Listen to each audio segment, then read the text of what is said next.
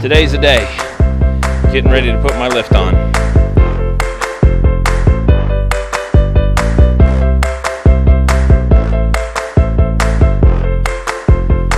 Now I'm not going to try to document everything or record everything because there's plenty of really good videos about how to put a 3.5 inch lift on a JK.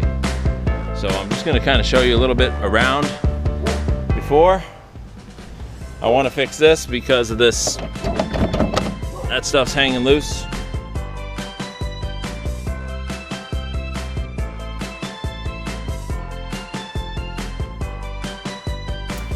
This is the upper control arm bolt that is hitting the exhaust that everyone's talking about.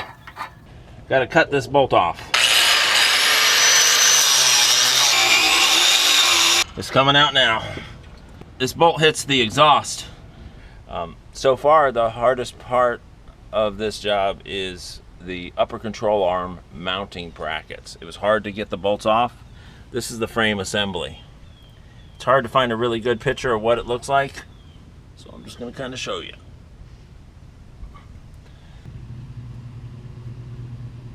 Bolts falling on your head. Bad. Control arms in. Good. Upper control arm, lower control arm. Both passenger side and driver's side. Day number 3. I had to use a fork to get the steering rod off at the tie rod end because it wouldn't budge and it's kind of tight to get in there. The Pitman arm, a little bit of pressure with the PB blaster and the Pitman arm puller came right off.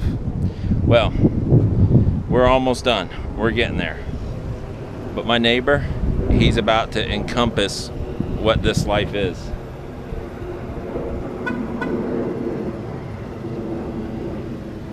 Jeep life. Jeep life. That's the Pitman arm puller.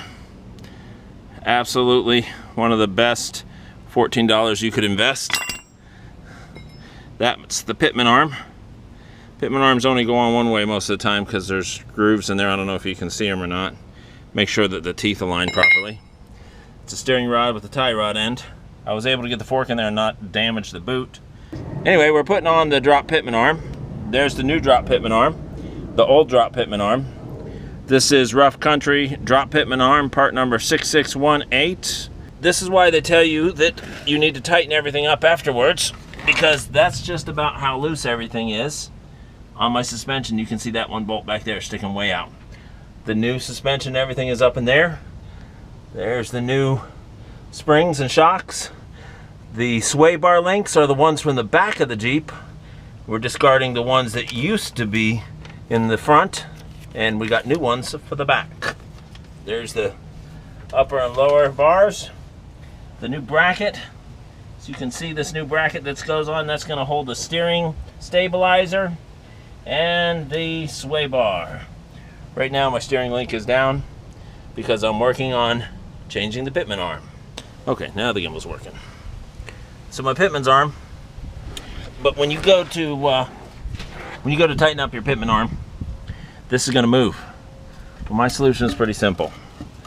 I take a 2x4, I stick it in there like that, jam it against the tire, and that will keep my Pitman arm from moving and still allow me to put on the torque.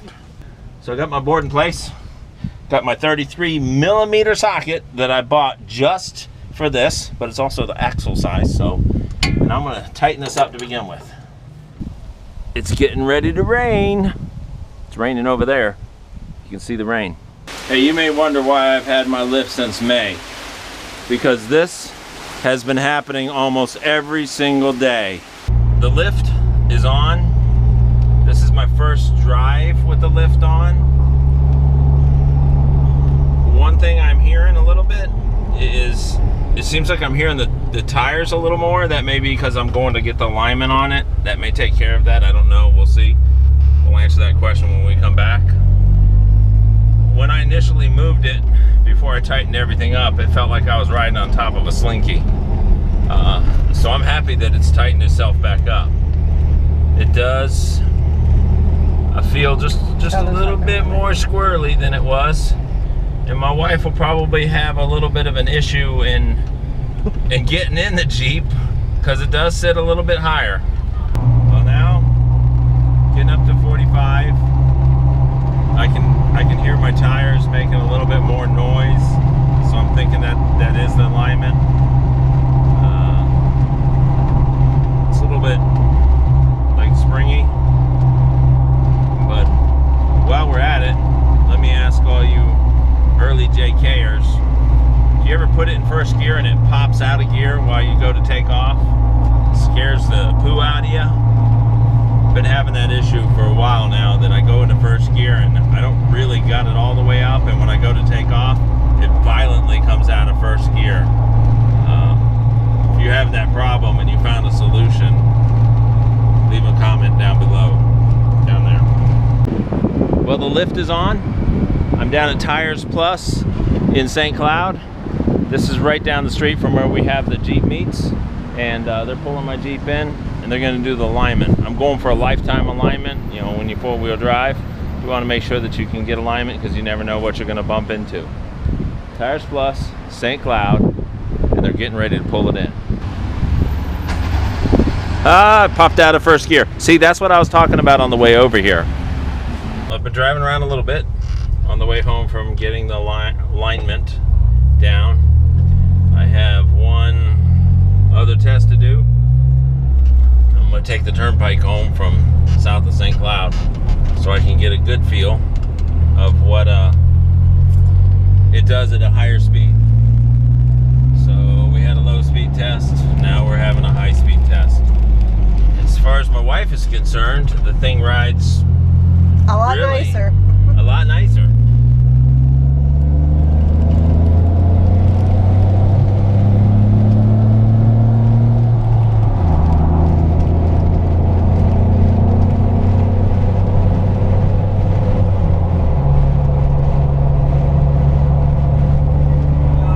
Somewhere, depending on if you add 7 miles an hour to my speedometer because it's off. I'm doing a little over 70 right now. There's an ever so slight vibration, but that could very well be the tires. But it definitely seems to be moving smoother at this speed, because it used to be anything beyond 70 that it was a bit, it feels squirrely. So now, that's good.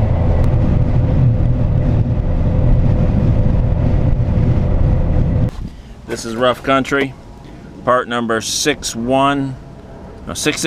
This is Rough Country, part number 60. You can tell I'm tired. This is day number 3. I'm putting this lift on by myself with the help of my wife, who has gone to the parts store no less than 5 times. Maybe 6. Maybe 6 times, she just told me. You hear Duke barking. He can't just shut up. See? Well, I can't shoot a video without dogs barking.